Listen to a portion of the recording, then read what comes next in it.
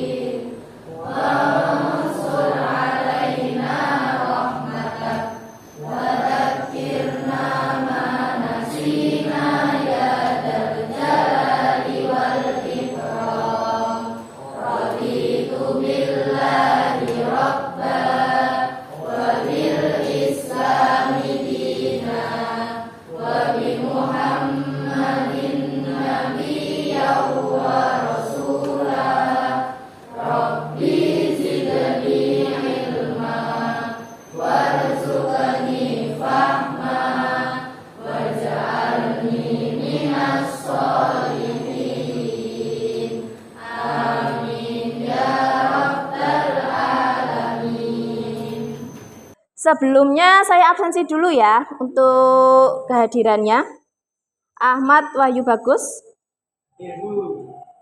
Aji Zamrudin, Almira Kulsum, Anindya, Anissa Ulfa, Atsila, Azagina, Bilqis, Bintang Rahmat, Davina, Dava Windra, Dias Ajeng, Vira Nur Fadila, Herlina, izin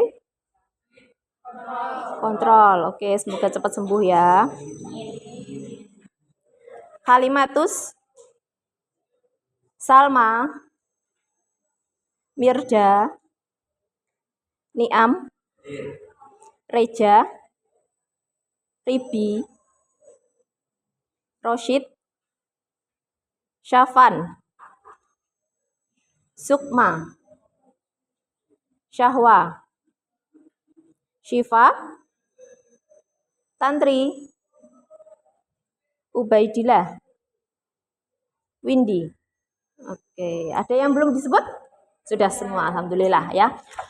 Nah, untuk pertemuan kali ini, Bu Galuh akan menjelaskan tentang sejarah kebudayaan Islam, kehidupan masyarakat Arab masa pra-Islam. Oke. Di sini ada yang sudah mungkin mengenal kehidupan masyarakat Arab masa pra-Islam, mungkin di waktu kalian duduk di bangku MTS atau di ngaji mungkin ya, mengikuti pengajian dan lain sebagainya. Apa sih kehidupan itu di masyarakat Arab pada masa pra-Islam? Ada apa saja di sana?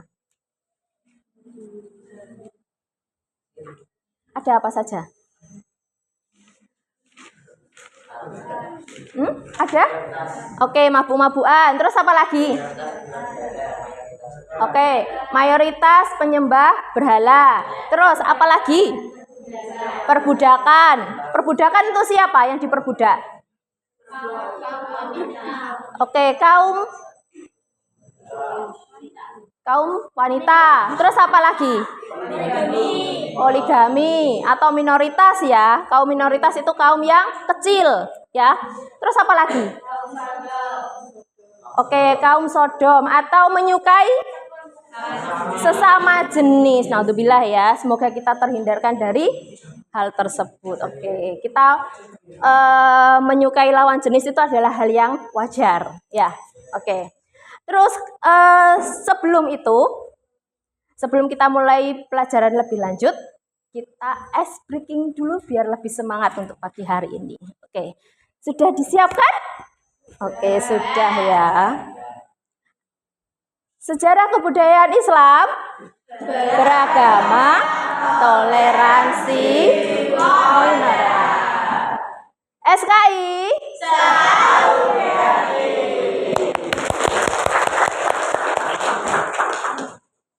Terus, nah lanjut ke kehidupan masyarakat Arab masa pra-Islam. Nah, di sini kalian bisa melihat ya.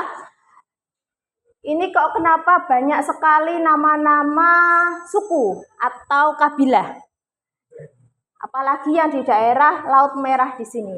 Kenapa ada di daerah Laut Merah di sini? Karena letaknya sangat strategis untuk jalur perdagangannya. Jadi, suku-suku yang paling terbesar ada Huza'ah, terus kemudian Hurais. Ini adalah suku-suku yang paling terbesar, itu menduduki posisi tertinggi dalam perdagangan. Jadi kalau suku-suku terkecil ini banyak yang dijadikan sebagai satu perbudakan, terus kemudian kaum minoritas, terus apa lagi ya? Yang tadi disebutkan tadi penindasan ada di sekitar situ, suku-suku terkecil. Oke, bisa dipahami?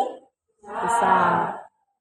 Pembagian wilayah ada 3 wilayah. Arab Selatan itu daerahnya subur, agraris, terus bersifat kerajaan seperti Sabah dan juga Himyar. Ada Arab Utara, Hijaz dan Najd. Ada padang pasir yang hidupnya selalu apa itu nomaden? Berpindah-pindah dari satu tempat ke tempat yang lain. Terus kemudian ada juga yang jalur tengah. Nah, jalur tengah itu yang ini, perdagangan ya.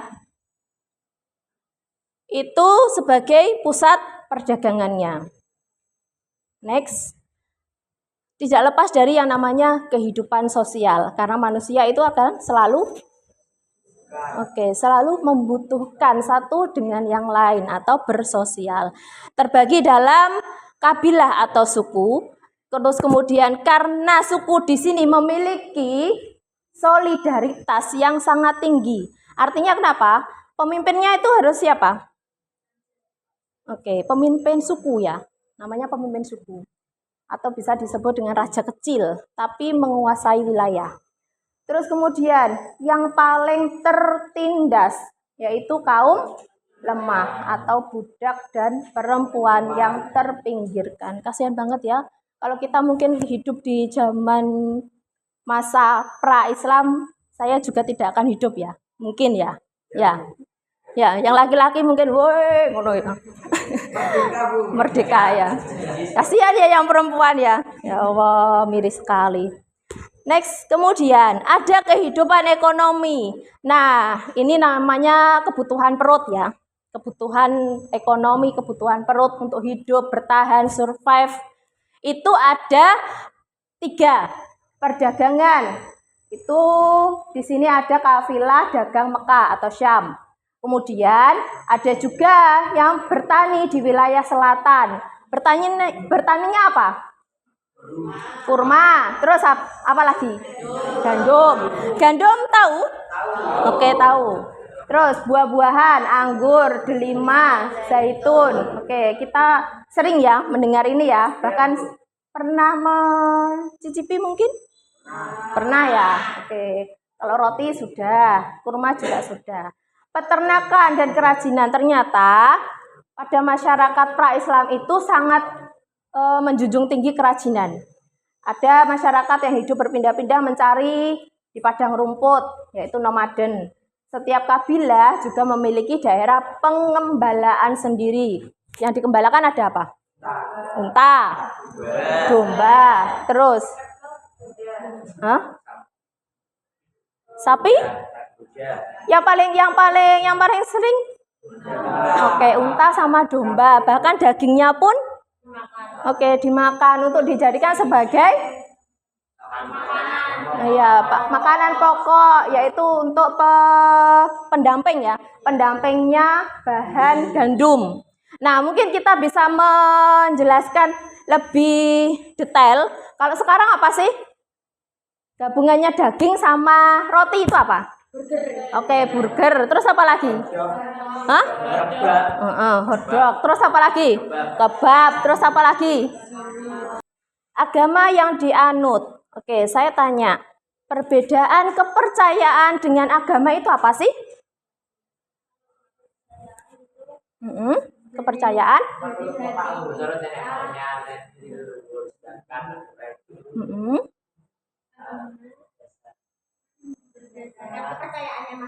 Berdasarkan kepercayaan masing-masing.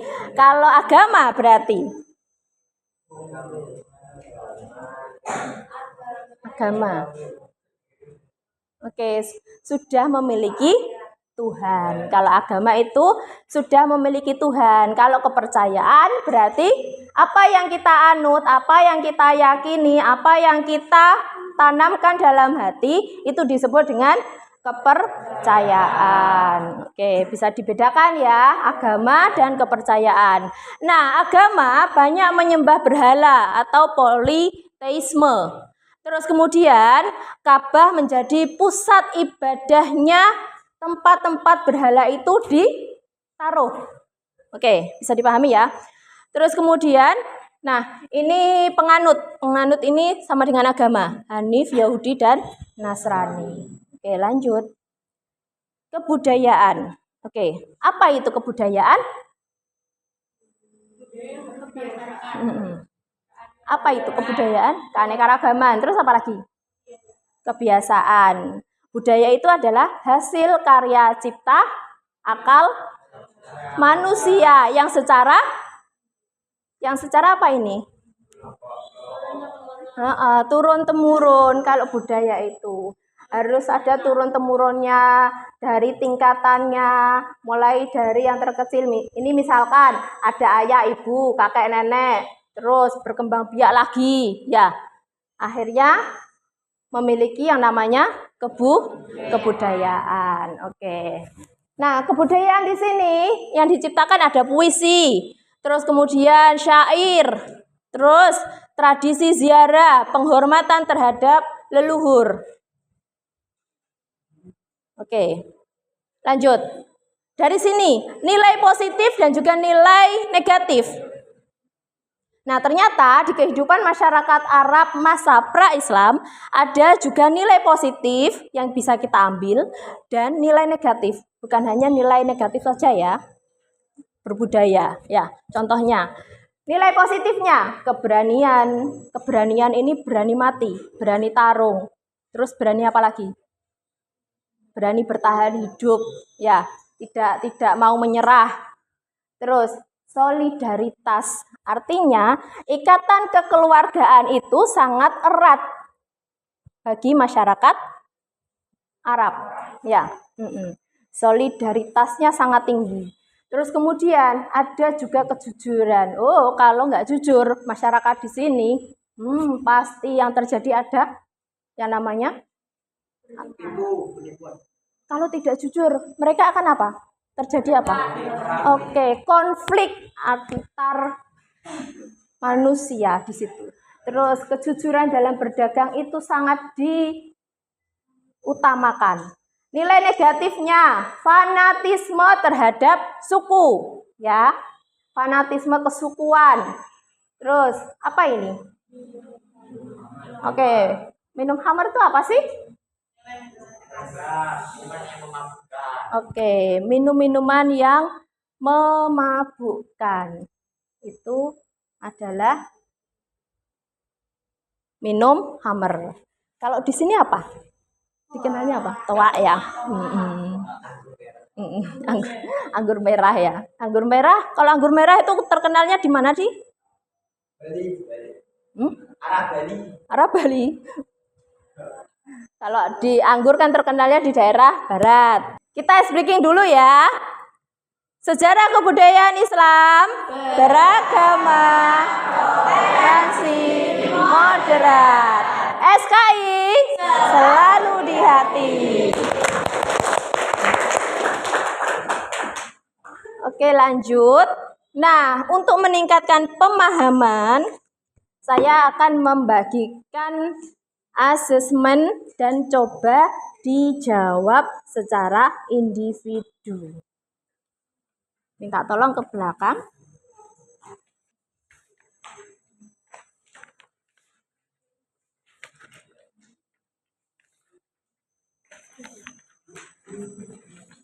Sudah.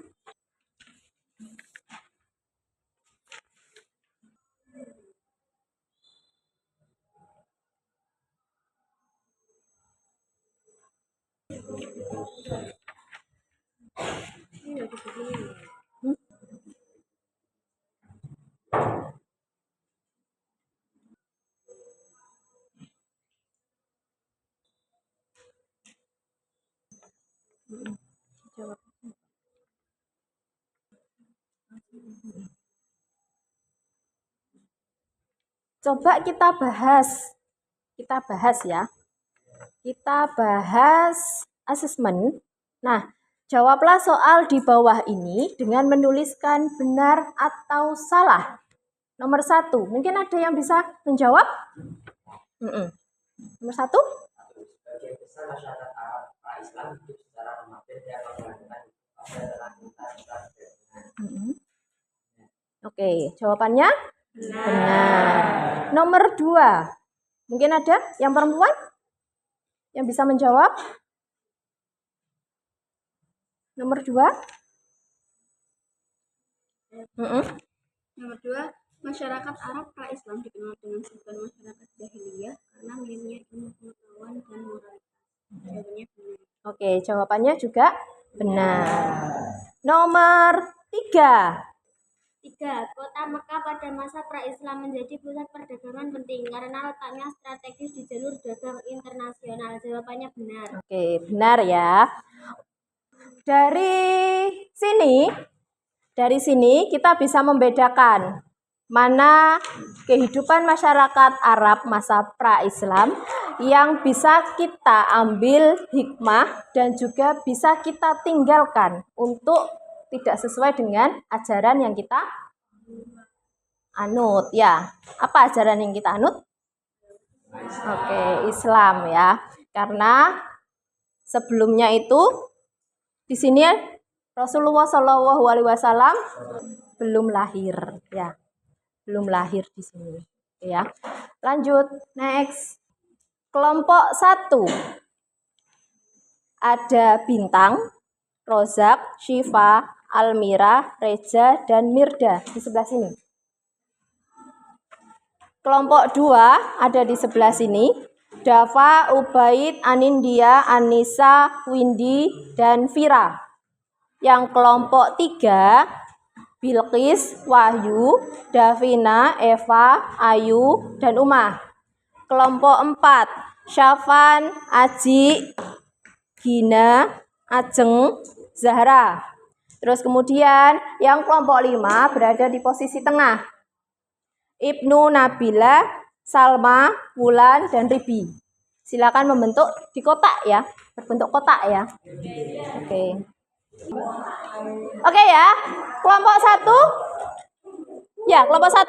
Kelompok 2. Kelompok 3. Kelompok 4. Kelompok 5.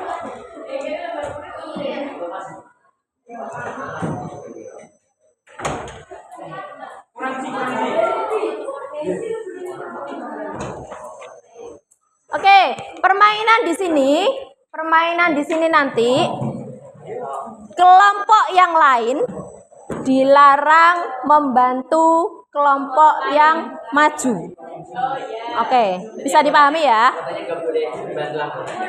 Kenapa? Katanya boleh bantu. Boleh. Tapi kelompok yang lain tidak boleh membantu kelompok yang sedang maju untuk menjawab pertanyaan. Oke.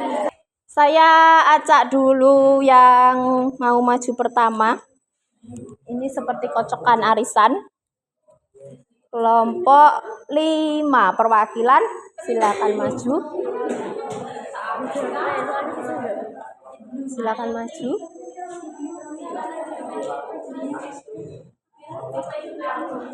Oke, mungkin bisa disusul dengan teman-temannya yang satu kelompok. Pilih kesepakatan kelompok nomor berapa? Dipencet.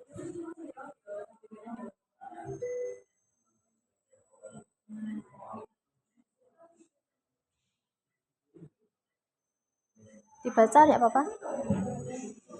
Ayo, waktunya terus berjalan. Oke.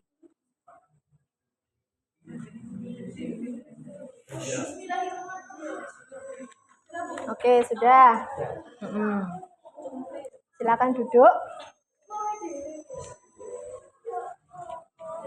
Yang kelompok 5 sudah ya.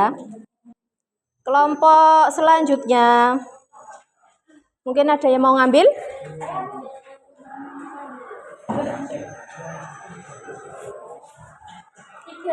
Oke, pas ya berarti ya. Iya, maju. Kelompok 3. Ada yang mencet, ada yang berpikir.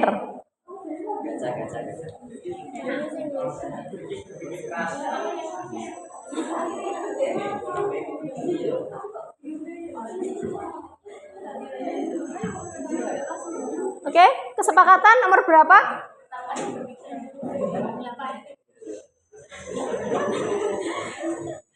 Nomor 13. Dipencet. Pencet, bukan diklik, pencet. Nah.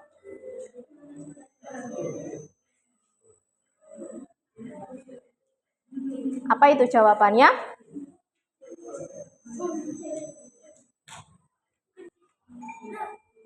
Oke. Oke, lanjut. Bukan ditunjuk dewe. Maju.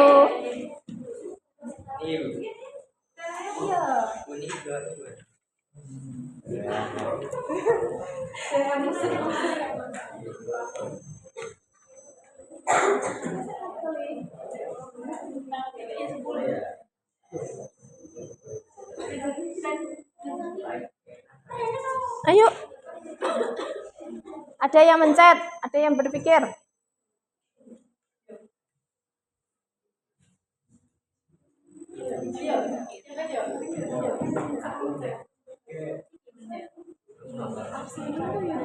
Dipencet, dipencet.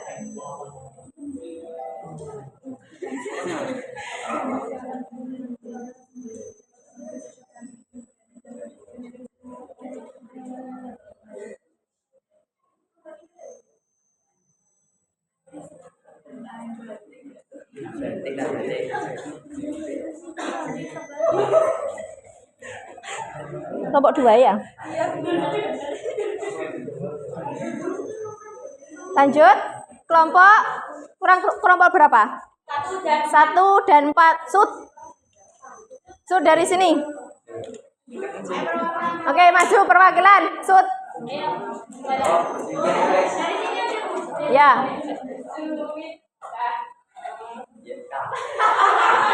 Maju.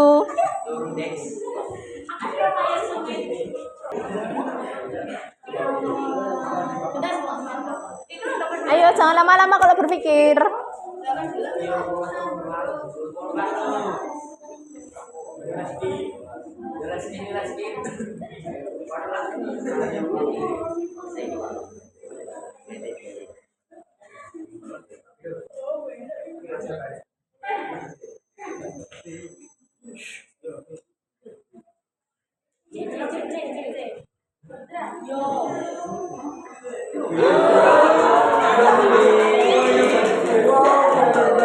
kelompok berapa? Kelompok 4. Itu kenapa? Mulai lagi aja. Mulai lagi.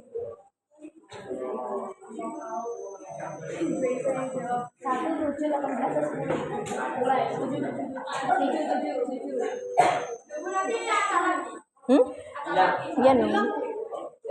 Ya enggak apa-apa. Yang belum. Tadi kan 38, 13, 15 sudah.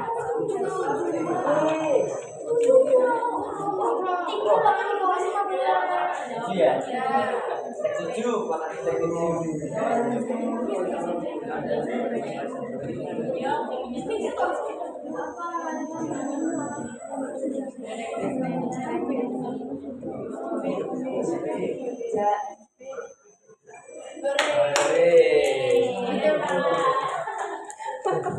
Oke, yang salah silakan remedi. Yang belum dipilih loh ya.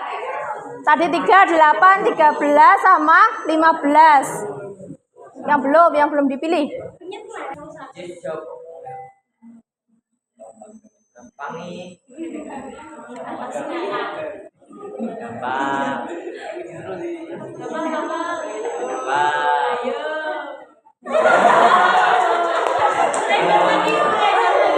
Lagi. Aja puter sih, lagi. Sampai bener loh ya. Benar.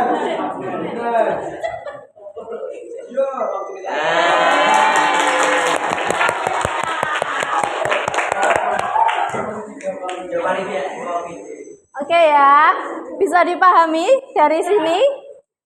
Kalau bab ini pemahaman tentang kehidupan masyarakat Arab masa pra-Islam. Oke. Dari sini mungkin ada yang ingin ditanyakan dari materi ini? Oke, silakan. Bagaimana keragaman suku dan praktik keagamaan di Jazirah Arab pra-Islam dapat menjadi hambatan sekaligus fondasi bagi penerimaan dan penyebaran ajaran Islam di kemudian hari? Oke, ini adalah salah satu hambatan ya, hambatan ketika Rasulullah SAW melakukan yang namanya dakwah atau menyebarkan agama Islam. Nah, hambatannya apa? 1, terjadi pertentangan. 2, dianggap menyimpang. 3, dianggap apa lagi? Rasulullah berdakwah itu loh, dianggap apa lagi? Orang gila. Terus apa lagi juga? Ngarang ataupun berimajinasi. Nah, dari segi ini, dari 4 ini berkaitan dengan kehidupan sekarang enggak? Ketika kita mengajarkan sesuatu hal yang baik tidak diterima oleh orang lain. Di kehidupan sekarang ada? Di kehidupan sekarang ketika kita mengajarkan kebaikan tapi ternyata kebaikan kita ditolak. Ada nggak di kehidupan kita? Ada, pasti ya. Setiap kehidupan atau setiap generasi itu akan mengalami yang namanya apa? Hambatan sampai kita meninggal dunia. Untuk mensiarkan ajaran Islam. Itu ya jawabannya. Ada mungkin lagi yang bertanya? Saya bertanya. Ketidakstabilan ketika bisnis dalam menghapus otoritas suku. Ketidakstabilan bisnis dalam menghapus otoritas suku. Tadi saya sudah menjelaskan tentang kehidupan masyarakat Arab masa pra-Islam. Kalau kehidupannya itu selalu berpaku pada suku atau raja. Artinya perintah raja dianggap perintah Tuhan, ya. Jadi setiap perintah apa yang diperintahkan oleh raja itu selalu dituruti oleh rakyat atau suku. Nah, dari sini kita bisa menerapkan dalam kehidupan sehari-hari etos kerja yang tinggi, 1. Terus yang kedua, selain etos kerja yang tinggi, apalagi yang dikobarkan kepala suku itu loh untuk berdagang apa? Hah? Selain etos kerja yang tinggi, ada apa di sana? Kejujuran yang harus kita tanamkan. Nah, itu adalah segi positifnya dari kehidupan masyarakat Arab masa pra-Islam. Begitu ya? Bisa dipahami? Bisa. Untuk materi selanjutnya ada materi tentang dakwah Nabi Muhammad di kota Mekah. Pertemuan selanjutnya ya. Sejarah kebudayaan Islam.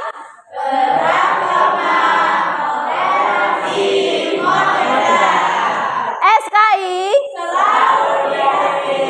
Oke, terima kasih anak-anakku. Semoga apa yang Bu Galuh sampaikan bermanfaat untuk kamu, bermanfaat untuk kehidupan kamu, dan ilmu yang diberikan juga sangat bermanfaat bagi kehidupan kita sehari-hari, sehingga bisa kita siarkan secara gema di seluruh penjuru negeri, bahkan di seluruh dunia ya. Amin ya robbal alamin. Oke, pertemuan kali ini saya akhiri. Assalamualaikum warahmatullahi wabarakatuh. Waalaikumsalam.